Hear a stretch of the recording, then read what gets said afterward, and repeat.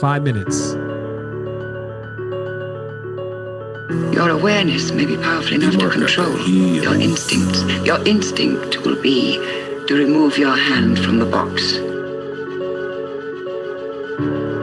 It's your girl Meesh, and welcome to another episode of the Luv MEESH Podcast.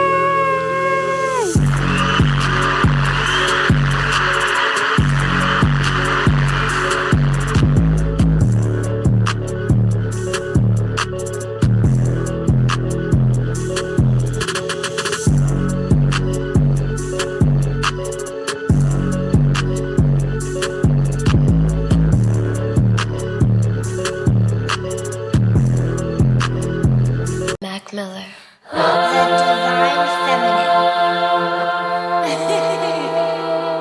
The divine feminine.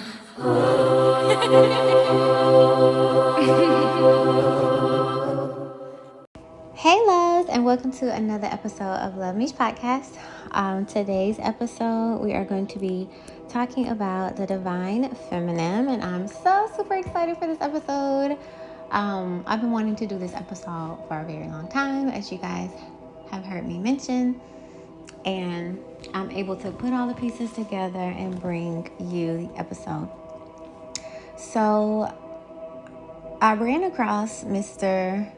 Dr. Delbert Blair, and he has so many videos on YouTube. I can just listen to them for hours. Like, has been my TV lately. Different speeches and conferences, and just, I don't know, I can just look at it for hours. So that's been my TV lately. Esoteric, spiritual, whatever you want to call it. And he did an episode on the woman, the man, and the child. And he specifically did it in that order because from his point of view, he felt like woman was first, man was second, and then came the child. And I was just so intrigued by that.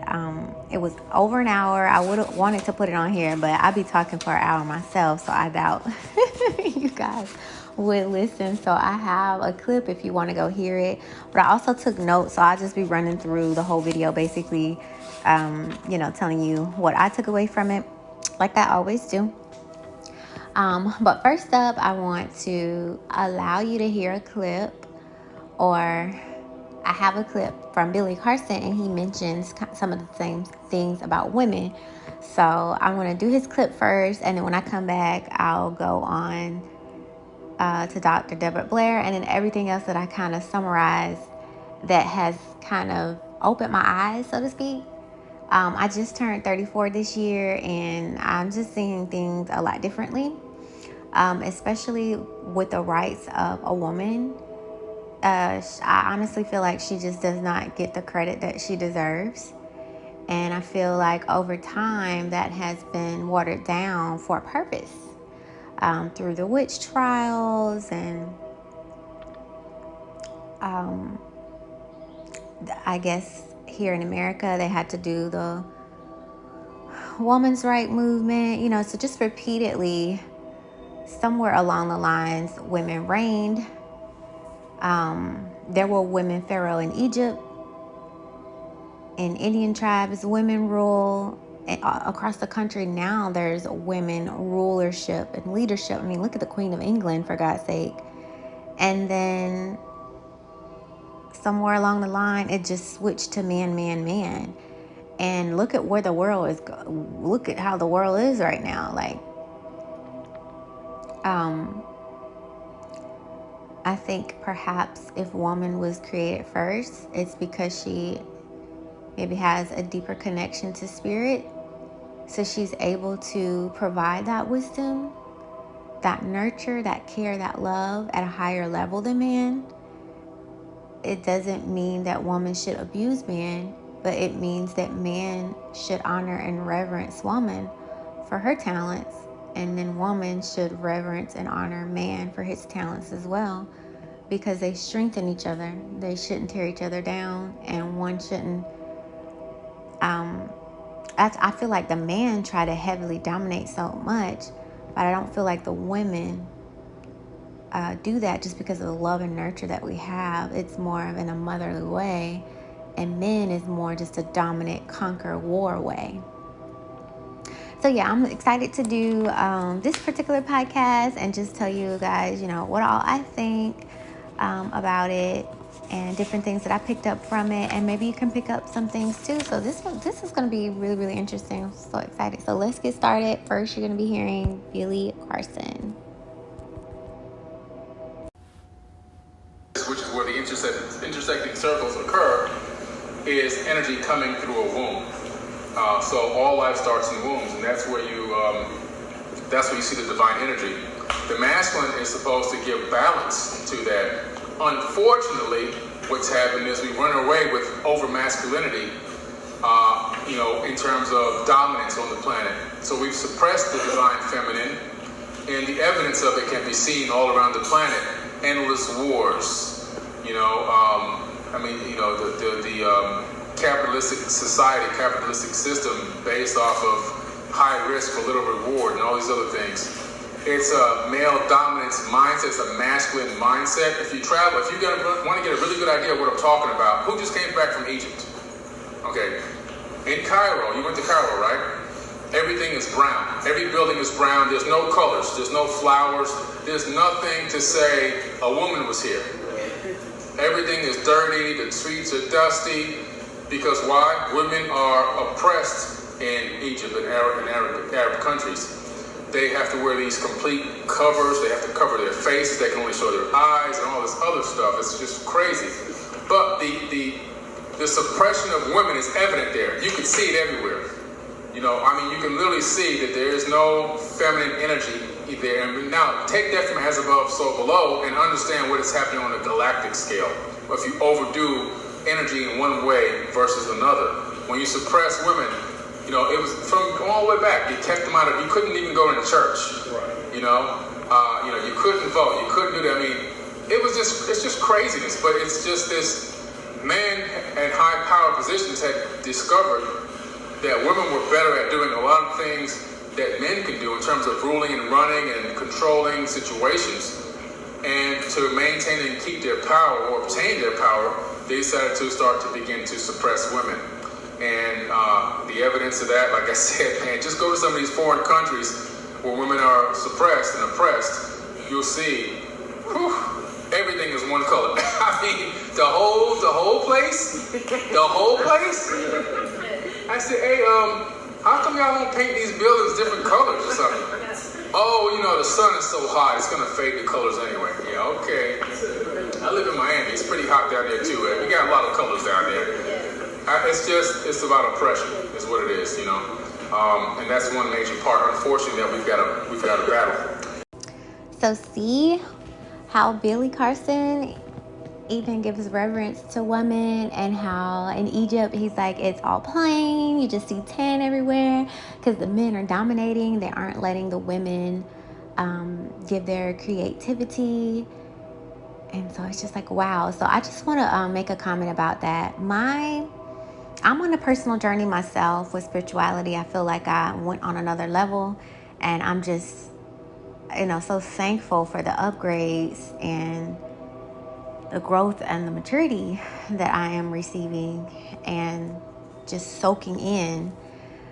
One of the things that came to me as I'm writing, this will be my second book. I'm writing another book about infertility, or lessons that I've learned on the path that I'm walking. And creativity just jumped out to me, and I incorporated it in the ebook. And in my life, I saw how creative my mom was. She made us dresses for church. It was a lot of us. They probably couldn't afford to go out and buy fancy dresses, but she had a sewing machine. She had needle, thread. She bought the material, and we had beautiful, beautiful dresses. So we were just as pretty as the other girls on Easter with our big, beautiful dresses and our big, beautiful socks. She made the dresses and the socks. She probably stayed up all night doing the 3 different dresses. And I have memories of her pinning, the fabrics on me and telling me to turn around. It's just funny how you live life day by day by day by day, but then one day you wake up and look back and some of those memories are blurry, but you literally lived it 24 hours each day. It's just, I don't know. It's just interesting. And I remember she used to cook all the dinners, and she'd decorate the home, and she'd do our hair. That's creativity. Just all of that creativity energy. She created us, you know. Mom and dad had 4 kids. I look at my grandma. She had that same creativity. She created 6 kids. She would decorate her house, still do all these different patterns, real beautiful.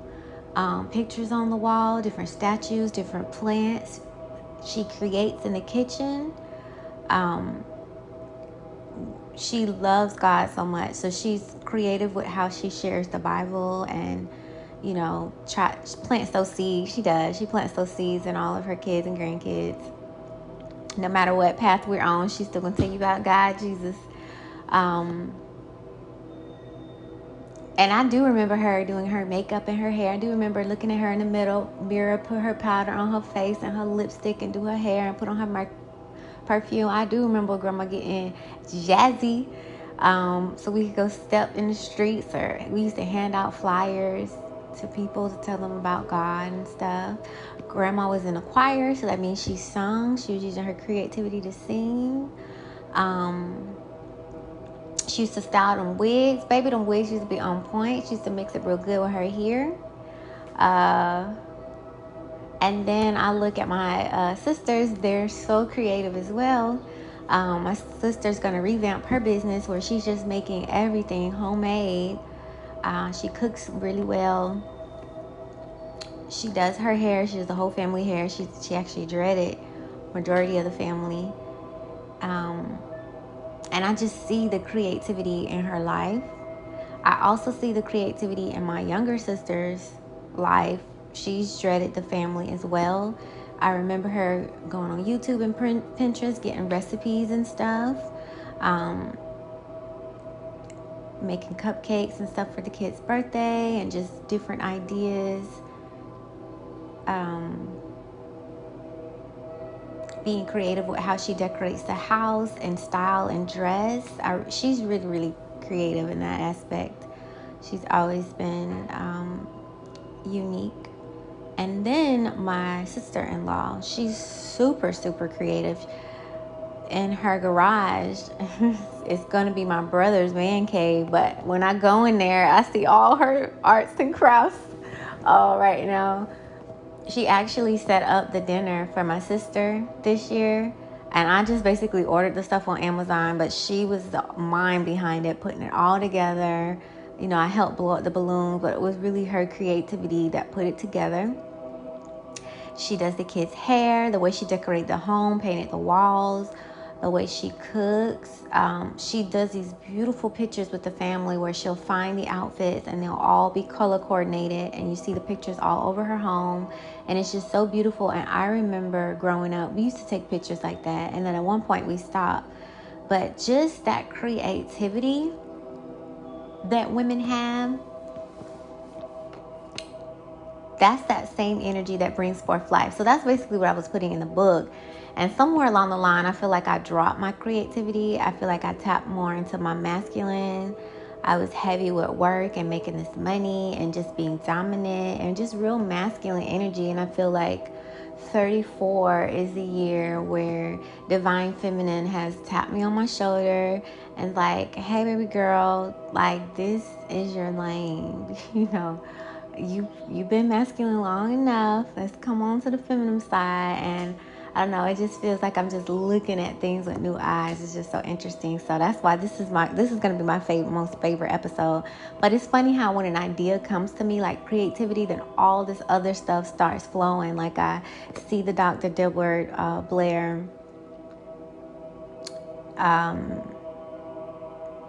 what would you call it? Speech or class or interview. And then different things just come to me with the same concept. I guess that's how universe talks to me. I remember getting a book and she called it Divine Feminine. And I remember ordering it because I wanted to support her. What is her name? Let me see if I can find her name, because she always does YouTube videos. Goddess, Six the Goddess. I was just about to click on YouTube. We're going to turn y'all off. Six the Goddess. I remember ordering her book, and she was saying how she did mention that how women have strayed away from their femininity. And that is so true. So yeah, I just wanted to touch on the creativity part, but now I'm going to get into Dr. Blair. Now, the video was an hour long, so I wrote notes, but I'm gonna kind of skip over things. For one, he mentioned women would do themselves a service by standing on their heads for 3 to 5 minutes a day. Now, I remember seeing on YouTube or just shows or whatever, you would see people with this machine where they would stand from head to toe, and then they'll flip the whole thing over, and their feet will be in the air and their head will be on the ground. And this real old lady was doing it, and she's like, this is how I stay young and youthful, because they know things perhaps that we don't know. So who told her, hey, you want to stand on your head because this does XYZ? I haven't heard that before. Have any of you? So from Dr. Delbert Blair's point of view, for women, and probably everybody can benefit from this, which is probably why yoga is so popular. And aside from the stretches and the poses, they do the handstands as well. He was saying how it reverses by being inverted. You are in line with the gravitational pull from toe to head, which is going to reverse and get the toxins and stuff out of your body. Now, I didn't even know. See, this is how my pieces be coming together. I was into yoga, and I just cannot do a handstand, not in the pool, not in my home, in the living room, nowhere. I've done it on the wall before. Like, I can put my head on the wall and put my feet up on the wall, but I just cannot balance on my own. I don't know if it's my head, my hands, or what. I just cannot balance. So on Amazon, I bought a chair. It's in the link. And basically, you just put your hand, you hold the chair, and the chair has 4 legs. So the legs are basically supporting you as you flip upside down. That's the only way I'm able to do it. So here I am doing yoga months before. Like, this was sometime way last year, not knowing 3 to 5 minutes a day is helping get the toxins out of our body. I just thought that was so interesting. So the link is in the notes. And I honestly feel like in life, when you hear something, it's not just because you need to hear it. Sometimes it is. Some of the music that we listen to, some of the movies, some of the shows, a lot of it could be entertainment purposes. But I think a lot of people in this life try to put very knowledgeable information out there, whether it's in shows, music, movies, whatever. And so while you're laughing and being entertained, hopefully you can bite and eat that knowledge as well. So he gave definitions, and he said a woman is an adult female, a human being. He said womanhood is time and condition of being a woman. A girl is a female child or a young unmarried woman. He also said in the Ttyl times, it was a young boy. So who said a girl is a young boy? I mean, that already has red flags and question marks. And then a girl is an unmarried woman. Okay, well, it's a lot of girls around here with babies and whole households because they're unmarried. So then that leads me to believe that a woman should actually be an adult female human being who's married. Because if a girl is unmarried, then that means a woman will be married. He also mentioned in the Bible, because that's what everybody usually refers to, that Eve was created from Adam's rib to be a helpmeet. But I disagree, and I feel like that's a lie. Remember I said there's a lie in every truth in every lie? I feel like Adam was made from Eve. I really do. And I think that's why the whole Mary and Jesus or the Virgin Mother and baby story is so prolific in all religions throughout all the ages. Because this woman on her own gave birth to a child. And then, of course, she could either continue to have kids or maybe somewhere down the line she, in fact, could have made it with her son. You know, possibilities are endless. But time and time again, you'll see the mother being worshipped and adored and the son who's worshipped and adored because he comes from the pure mother. There was no inbreeding there. So the reason he's so holy is not just because she's a virgin. You know, it's because it's pure blood. It's not mixed with anything else. It's not diluted. And to me, that means from God. God created woman. I feel like woman is God. Like, I'll say it this way. The premortal creator of all made woman because and made her perfect because she could even produce by her goddamn self. And I feel like another entity that was created, you know, made man somewhere else. Because me and my sister was reading Genesis one day, and it was like so many different God with a capital G, God with a little g, gods with an S. It was just like, how many people are they referring to? Because this can't be the same person over and over again. And then sons of God, and then men, and then men's of God. It was just like too many stories being combined. And we just, I think she has it more than me. But I'm like, why they just didn't flat out say, you know, God, the primordial creator, and then little God with the little g, the one he created. Like, don't be smushing this all together. It's like they just want to keep us lost in the sauce anyways. Let me keep going because I'll get off on a tangent. But I feel like that was a lie. I feel like Eve had Adam. I really do. And I don't think Adam came out of her rib. I think Adam came out of her goddamn vagina. That's just my opinion. And I feel like they had to do it that way because just think, if woman knows that she can create by herself, men will be deemed to not be needed. You know what I mean? And with all that masculine energy, they not having that. You know, that ego that they have. They don't want to feel useless or powerless or, you know. So making it seem like woman came from man, it boosts his ego. Making it seem like woman can't have child without man, it boosts his ego. Makes him feel more powerful, more king-like, more wanted. Just, we can tell that woman is more higher to spirit than man. Like man, yes, man was created through woman. I guess what I'm trying to say is, if I make some tea and it's real sweet, I'm like, oh, that's too sweet. I might put some water in it and it get diluted. Okay, so you got the real sweet tea and then you got the diluted tea. They both come from the tea container, but one just, you know, diluted a little more like that. So that's why women, I was wondering, like, why are women so spiritual? Like, I'm just looking around like, oh my God, like there's more of a difference between female and man than vagina and penis. Because when you look at the minds, they're different. When you look at the hearts, they're different. When you look at the souls, they're different. When you look at spirituality, they're different.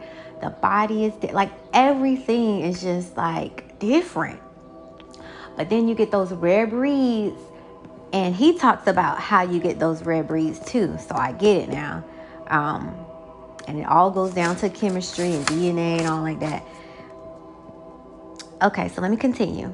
He said the spiritual food is manna from heaven, which is knowledge. Knowledge is food for your spirit. And I agree with that because when people that have near life death experiences come back, they say the entities, angels, beings, whatever, always tell them to love and learn. Like, that's all they're supposed to be doing here is love and learn. So I really do feel like loving is more of a human physical aspect, but learning is what connects you to that spirit, to me, my interpretation or how I feel about it. And then he says womb man, W-O-M-B man. A womb can create a man and a woman, but a man cannot create a man and a woman on his own. Like, if you put a woman by herself, she can actually duplicate. If you put a man by himself, he will never duplicate. So that's what he was trying to say. So the reason is womb man, which means both parties are man, or in my opinion, God. But the womb man is the one with the womb.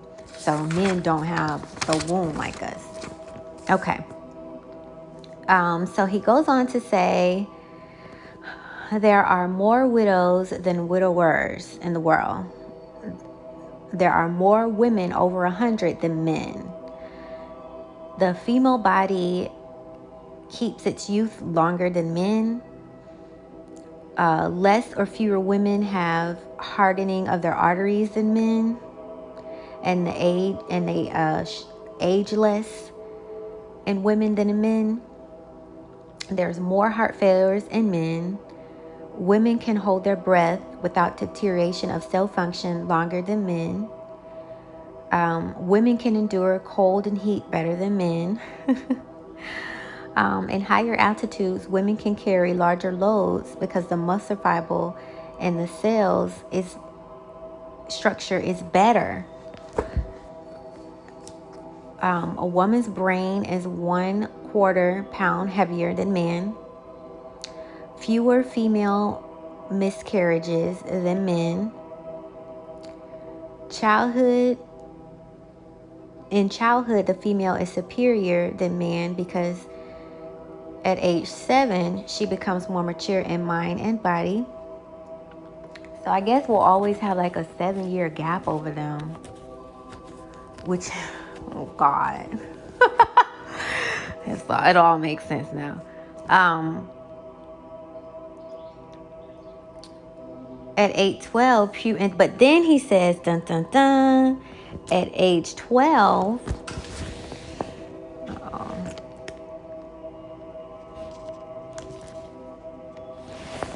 at age 12, puberty changes, and from 12 to 21, women suffer so much. That's how that's what he was saying. So he basically said from birth through puberty and up until 21, because of menstruation, men endure so much. And he put the emphasis on men in menstruation. So at the beginning, he said that women were the weaker sex. But he gave all these analogies of how women were stronger. And then when he introduced menstruation, that's when the weaker started to kick in. So he said women lose calcium, thiotin, iodine, phosphorus, vitamin E, vitamin B1, 6, and 12, lectin, magnesium, iron, copper, and zinc. We begin to lose this. And it's so interesting that he said it's not just during our period. For some women, it can be 30 days if they're it could be 30 hours if they're very athletic. For most women, it's up to 3 days, but the average is 7. And some have irregular periods where they're bleeding multiple times throughout the month. And some people, period just never stops.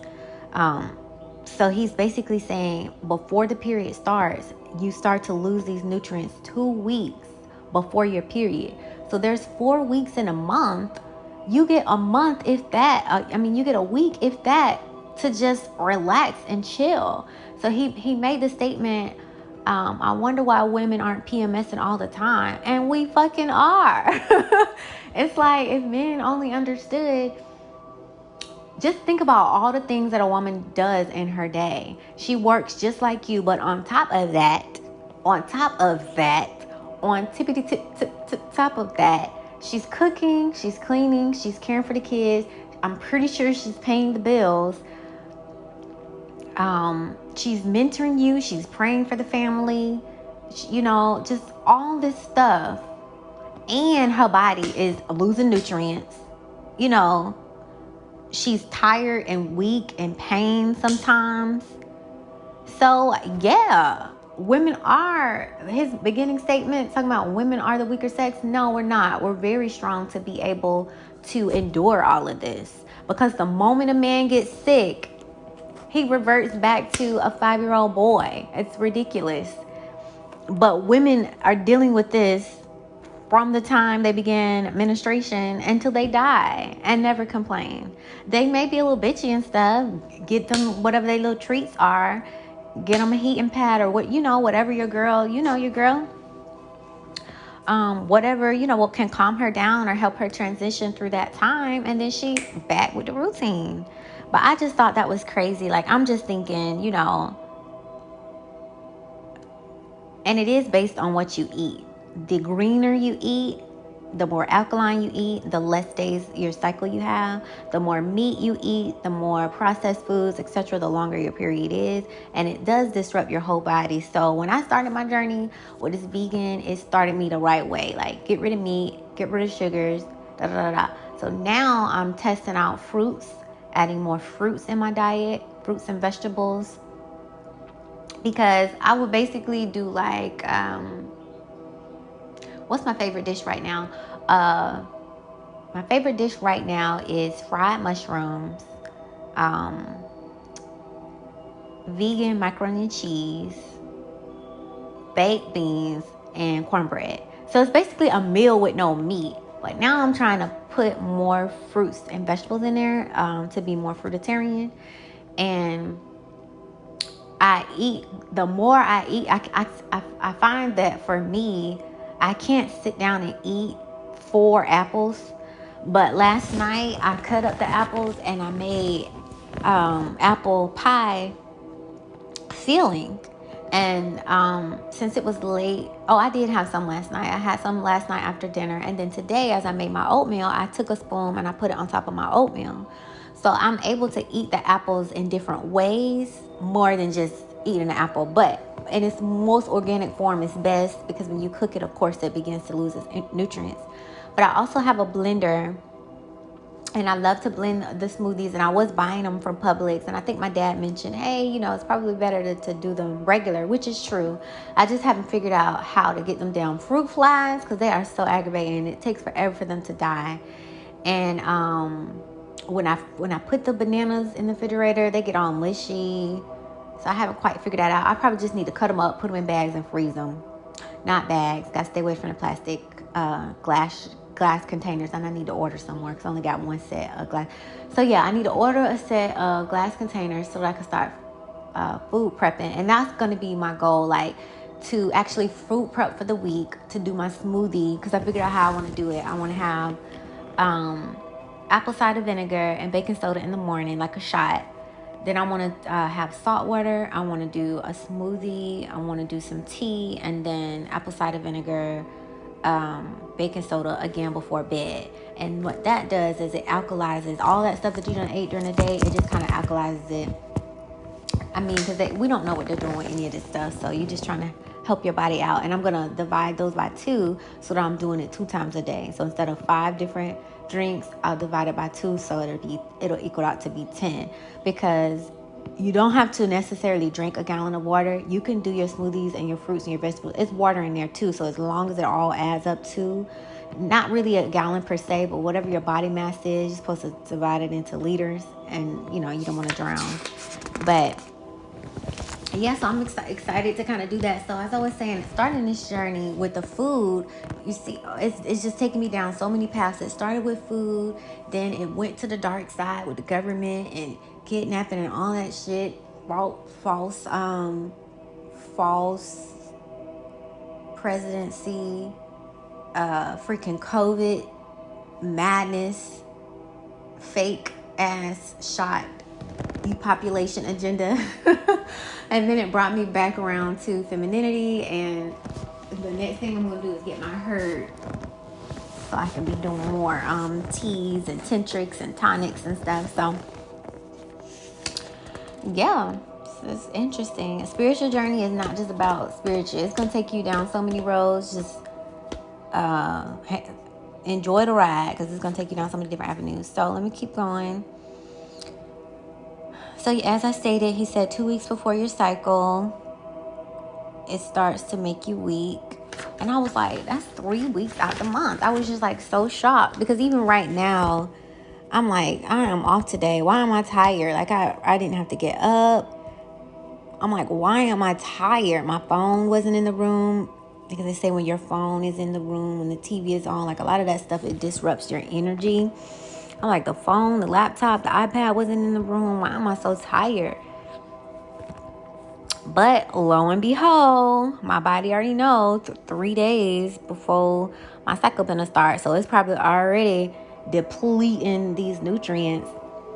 And I haven't got sea moss yet, but when I start the journey with my herbs and stuff, I'm gonna be podcasting on that a lot. Like, the way that I feel now, I know it's gonna change when I get those 702 minerals in my body. Like, I'm so excited for that. Like, yes. And we're supposed to be eating seafoods, not shrimp, not crab, baby, not king crab. No, seaweed, sea moss, kelp. It's just like the stuff I learned. I'm like, oh my God. I love learning, but I'd be like, what? Oh my God. It'd be so foreign. Like, so not hamburger and fries? Oh, okay. It's just so different. It's like somebody giving you a Chinese dish and you used to your Thanksgiving, meal or whatever. It's just so odd to me. So let's see. I'm going to keep going.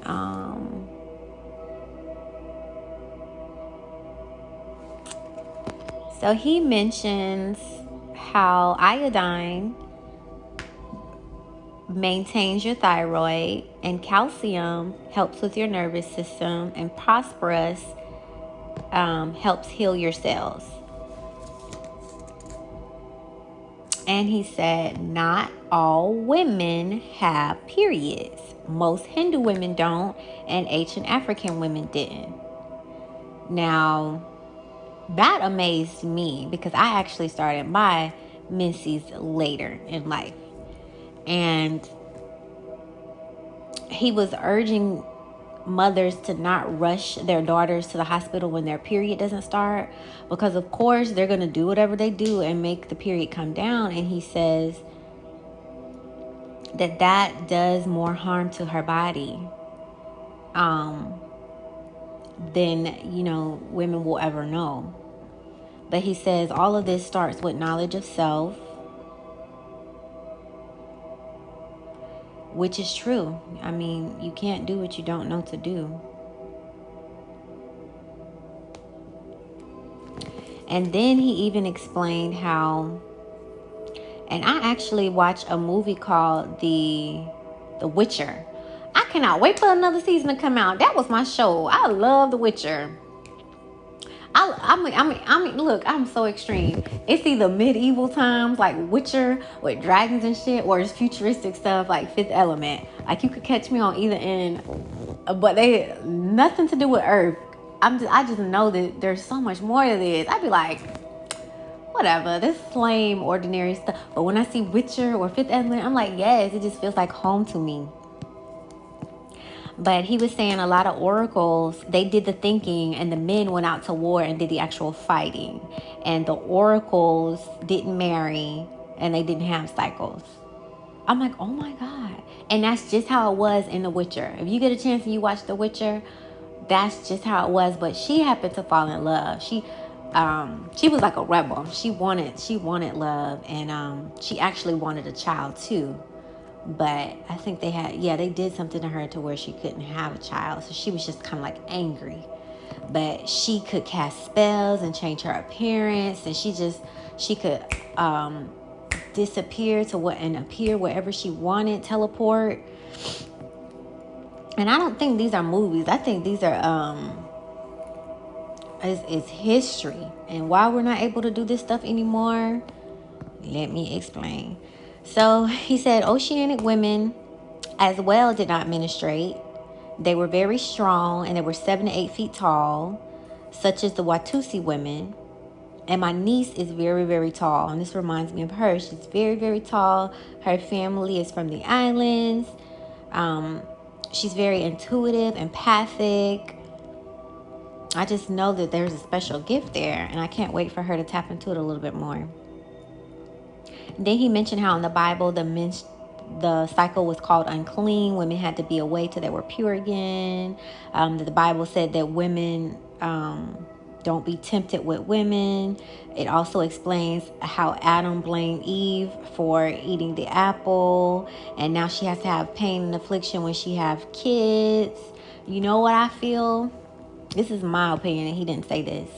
I feel like Eve was like the boss chick or the guide, and Adam lied to her and had sex with her, which was a sin. I think the apple represented sex.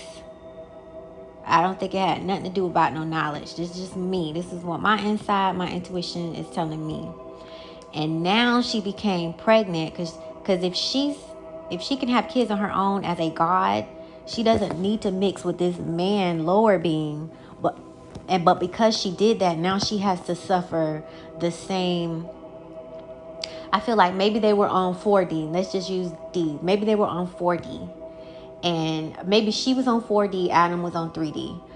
For whatever reason, they were able to come in contact, or maybe she came down to 3. Maybe she could go 4. That's how I'm going to put it.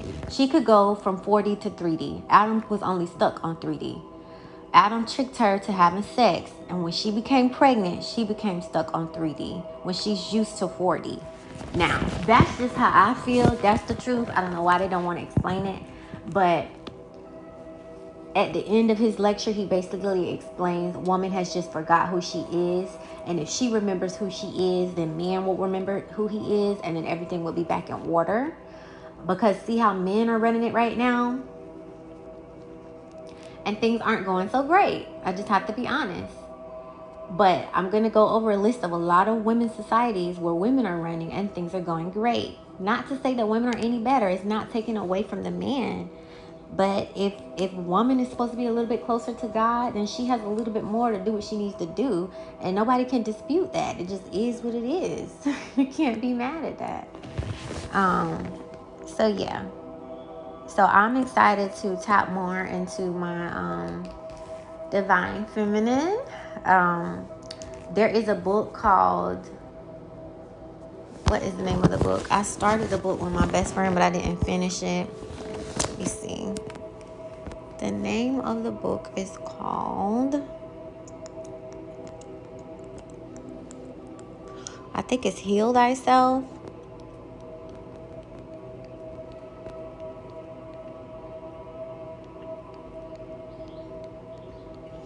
Heal Thyself by Queen Afua. And I think she has other books too. Let me see. No, that's not the one. That helped me remember her, but it's called Sacred Woman. That's what it is. Queen Afua, Sacred Woman. I'm going to get all her books. She has, matter of fact, let me put them in the cart. I had it on my Kindle, but you see, it seemed like I get to these paper books faster than I get to,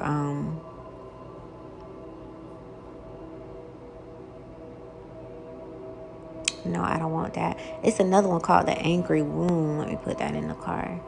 Angry Womb. And I brought that up because as I'm finishing my second book, my third book is going to be on the... I was putting fertility deities in the book. And I also saw just deities in general. And I wanted to do some angel cards on deities in general. And I want it to be like the divine feminine. Angry Womb by Afua. Let me see. Book. Angry Womb book. Overcoming the Angry Vagina. So yeah, I am doing a lot of self-reflection and healing. And yeah, 34 is going great. It's so funny. I just looked at the phone and it said I've been talking for 34 minutes. Okay, so let me see. Let's pick up where we left off. So that's my story of Adam and Eve. I feel like it's right. And I don't know what this new energy is, but it's right. And nobody can tell me it's wrong. And I will, we can go to court about it. We could bet, I could bet everything on it. That's the feeling that I have. Which means my intuition has just got better.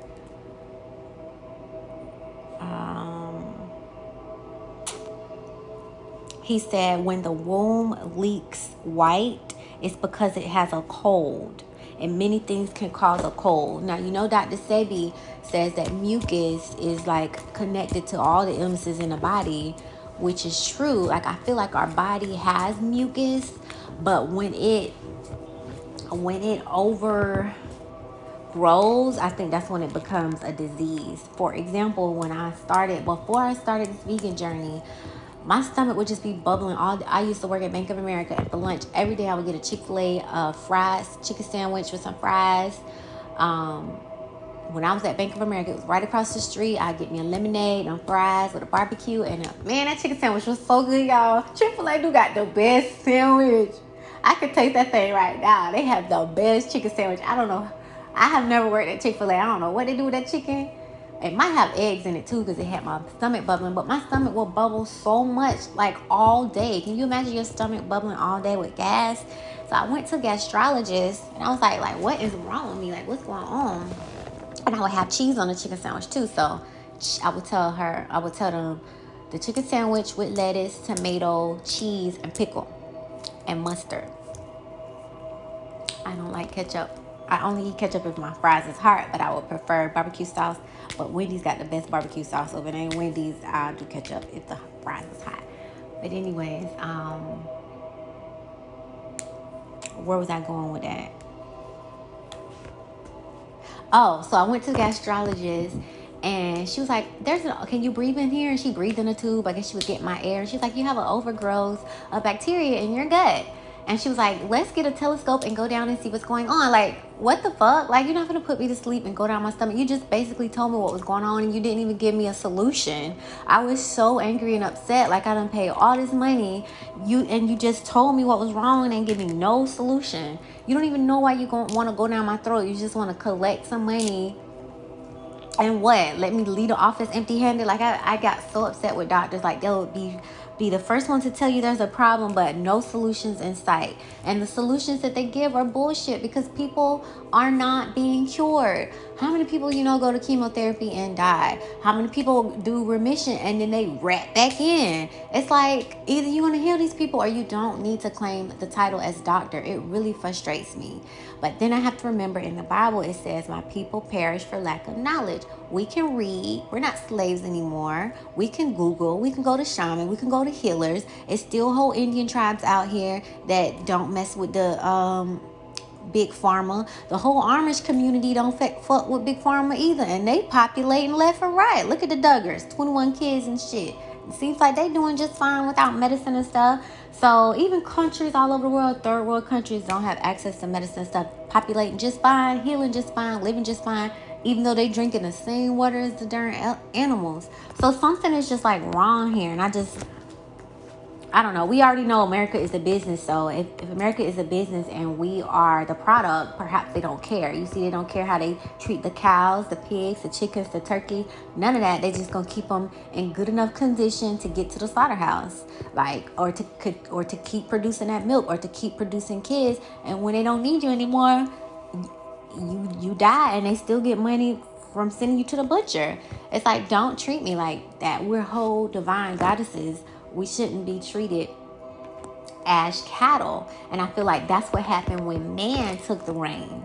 I don't think it was like this when women had the reins. Matter of fact, I be looking at documentaries all the time. It was this Chinese woman dynasty, and it was a big famine. And before the famine came, she harbored rice, so much rice, in this deep, deep pit.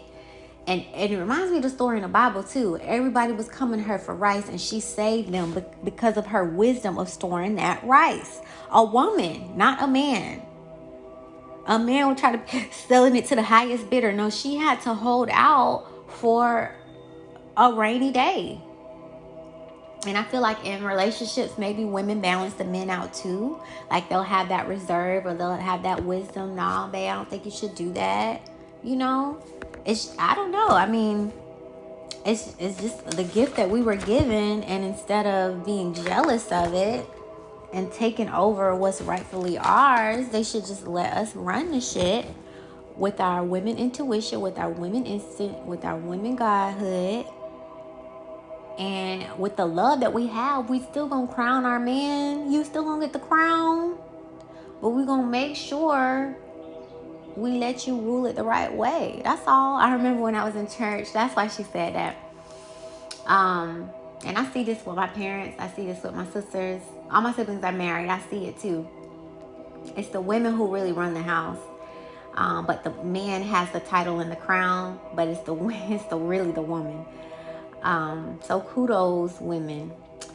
In church, she would say, you are the head, but I'm the neck, and I determine which way you're going to look. I was like, okay. You know, which way it's going to turn. I'm like, she right. So let me keep going.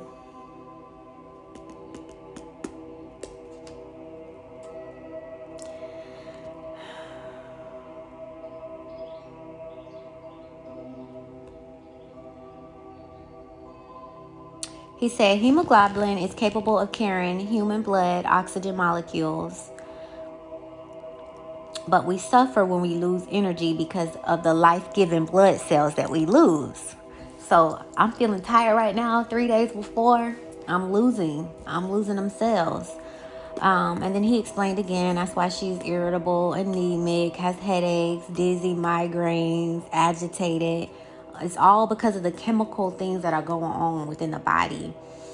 PMS is not just a made-up thing. It's really a chemical imbalance. Just like if you can't see, you're not just lying. Talking about you can't see something going on with them eyes where you cannot zoom in and zoom out in the best way, without help.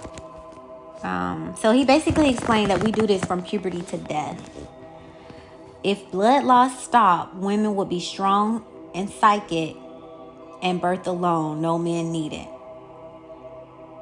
So to me, something occurred either when the god Eve was tricked or either raped. It probably even was raped by Adam, ain't no telling, and had the baby, and then the curse was put on her, so to speak, that you'll bleed and have pain with childbirth. I feel like that's kind of what happened. But I'm pretty sure it's a way to reverse it, because still today some people don't have their period. And so apparently losing all this blood and stuff is making us weak. We're losing our psychic ability, and we have to connect sperm and egg to reproduce when we used to could do that on our own. Like, is that not amazing? Let me just say that again. Women would produce on their own. Okay, so let me keep going. He also mentioned that doctors have the right to practice on us. Now, I don't agree to that, and with the help of God, I won't be going to no doctors. I'm going to get these herbs up and find me a medicine man or medicine woman and get back to nature. He said Dr. Jaquez Jacob of Stanford University proved that an embryo develops from an egg, not a sperm. An embryo develops from an egg, not a sperm. You can make a developing embryo without the need of male sperm. They just lie all the time. He also said the Church of England, he explained that's why the Church of England saw that this was a threat to the men. And instead of saying the Church of England, let's say the men of England, because I don't think women were threatened by that. If I'm a woman and I can have kids on my own, why would I be upset with another woman that can have kids on her own? But if I'm a man, okay, now I'm gonna be upset because you don't need me. I could be extinct. I'm not useful, whatever else they be going on in their mind. So we got to do something with these witches. We got to kill them. So I believe that's how the whole burning of the witches started. With the men of England, the Church of Men of England. It's always the wicked men. And not all of them are, but the wicked ones. Because a smart one would say, we need to smarten up and wive these women since they so wive, and make them want us versus make them fear us. Like they could have went about it a whole nother way. And he basically said men cannot reproduce. And I feel like that's what this whole gay agenda is for. Because no one cares about what you do in your bedroom. The kids should just be off limit. But outside of that, no one cares. Get you a whole robot. somebody put a vagina in a foot, and they had the robot company make a foot, and they put a vagina in it. Whatever your fetish is, have at it. Leave the kids alone. I feel like they're pushing the gay agenda because what's going to come next is what happens when two gay men want to have a child. Women don't have to sign up. I don't have to sign up to give them my eggs. And I feel like a lot of this COVID stuff with people dying, where them eggs go? Where them uteruses go? Oh, they banking in the background, and I'm not dumb. I was going to donate my eggs, but my mom, she was like, I don't think it's a good idea that you do that until you have kids of your own. But I know how it feels to not have kids, and I wanted to be able to at least bless other people. But I didn't go through it. And they pay good money for those eggs, just like they do for carrying a baby. So before I leave the earth, if I got to know the people. I just don't want to just donate my eggs. But if I know someone is like, hey, we really want to make a child, we need your eggs, and me and my husband have our kids, I wouldn't mind helping. And if someone else come to me and say, because I just have to get my egg through the tube to the uterus. I got to get the kinks out my tube. That's my issue. But if someone needed me to carry their baby, I would too. Only because I have walked this road. And then we have you crying, y'all. So I know how it is to be a woman and want to have a kid and something be in your way. Some people have the eggs, but they can't get the eggs through the tube to the uterus. Some people don't have the uterus to house the egg. Some people don't have the tube to get the eggs to the uterus. So it'd be so many different situations. But Lord willing, before I go, I would like to help someone with egg and help someone carry. I have to know them because I don't trust science. I don't like how they trying to do this whole transhuman thing. And that's not with nature. That's not with God. That's not with spirit. And I don't want anything to do with it. So I don't want any karma with that either.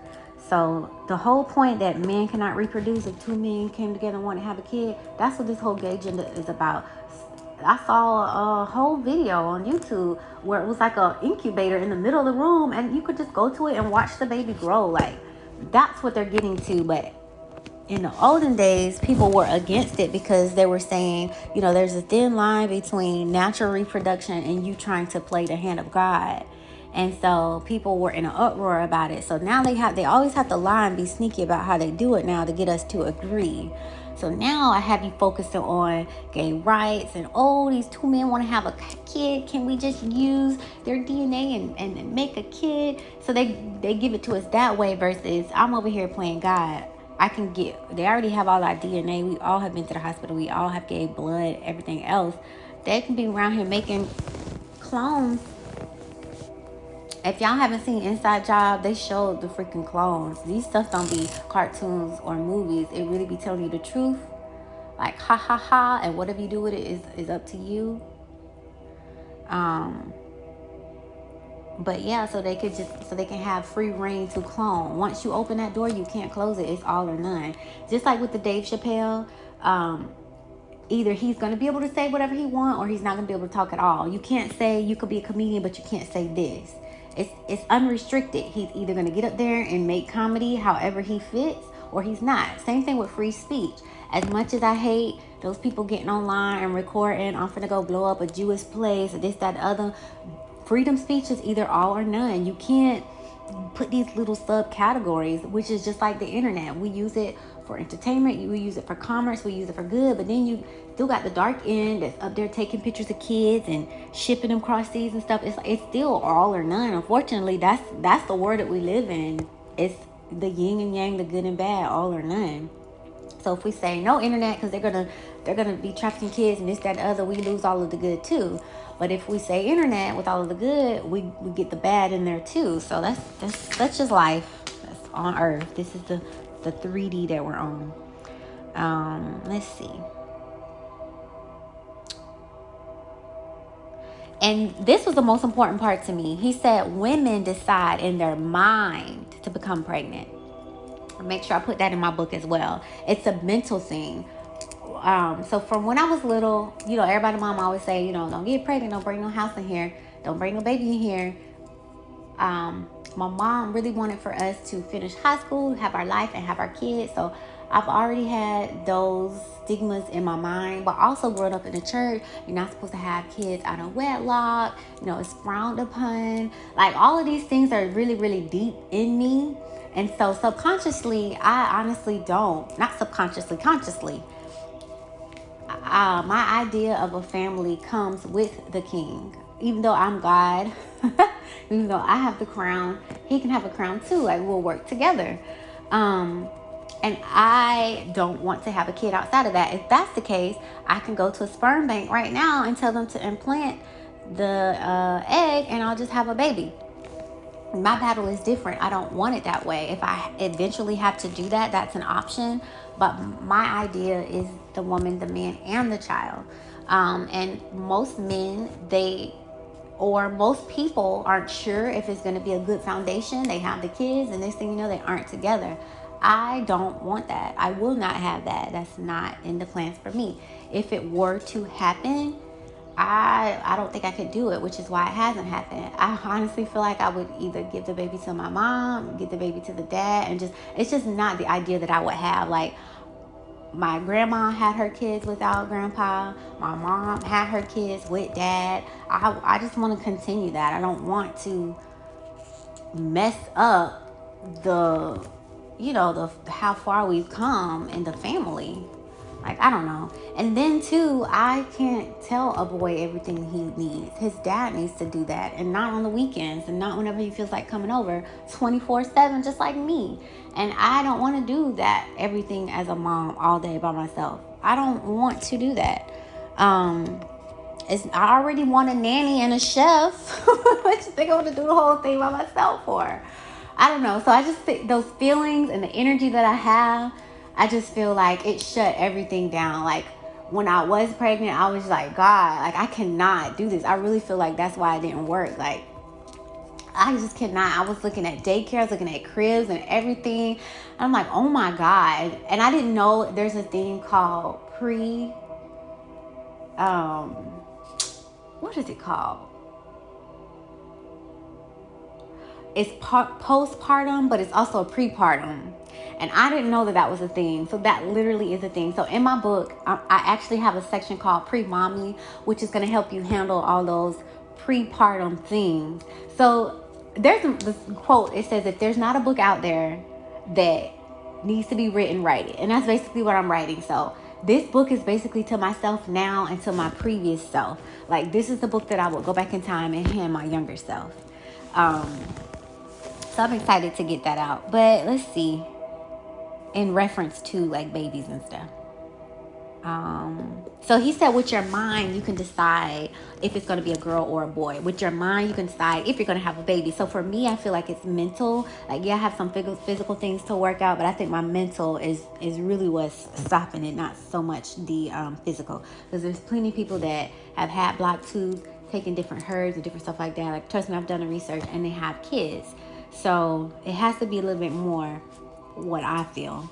Mental for me, personally. Then he said, all things start from an egg, whether it's a heart shell or ovum, which is true, which is why I don't believe that Eve came out of the rib. How everything else in life comes out of an egg or an ovum. But this one exception, like, make it make sense. And then to me, like, I feel like man even made that up, because how dumb is that? Like, I could sit down with God and say, God, how dumb is that? Because I know inside my heart and my soul and everything, that's just dumb. It's not true. Okay, and that's why I don't feel offended to say it. So he also said in 1975, this was a study. They connected a vibrational device to an unfertilized egg, and they got a rhythmic beat of a heart or pulse. And it was unfertilized, meaning no male sperm. So when he mentioned that it was mental, it's a vibrational thing. And he also mentions that when the egg comes in contact with the sperm comes in contact with the egg, it has to have a certain frequency or vibration, or it can't get inside the egg. So it's not that the head busts through the ovum. It's a frequency that allows it to go in, which reminds me of a portal, y'all. It's a portal. You can't get through certain portals without frequencies. When I was looking into the Egyptians, they were able to get through. They carried around unks, and the unks were tailored to their frequency, and the unks allowed them to go through different portals because of a frequency. Like, it's not that the sperm was so strong it just wiggled inside the egg. That makes, I don't know. It's more. I guess the more that I know now, I'm just putting more pieces together. It's the frequency of that egg, of that sperm, that can teleport inside the freaking egg. That's what it is. It's a frequency thing. So I thought that was interesting, and it's gonna be a part 2 because it's probably about to stop. So let me just go ahead and stop now. So part 2 coming up. Thanks a million for listening. There's a million podcasts in the world. You clicked on this one, this one, to hear what I have to say. I hope Universe has a special message for you. You can reach me on Linktree at /love.meesh. I hope you have a better than great day. Love ya. Talk to you later. Bye.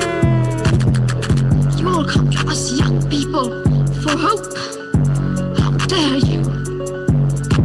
You have stolen my dreams and my childhood with your empty words. And yet, I'm one of the lucky ones. People are suffering. People are dying. Entire ecosystems are collapsing. We are in the beginning of a mass extinction, and all you can talk about is money and fairy tales of eternal economic growth. How dare you?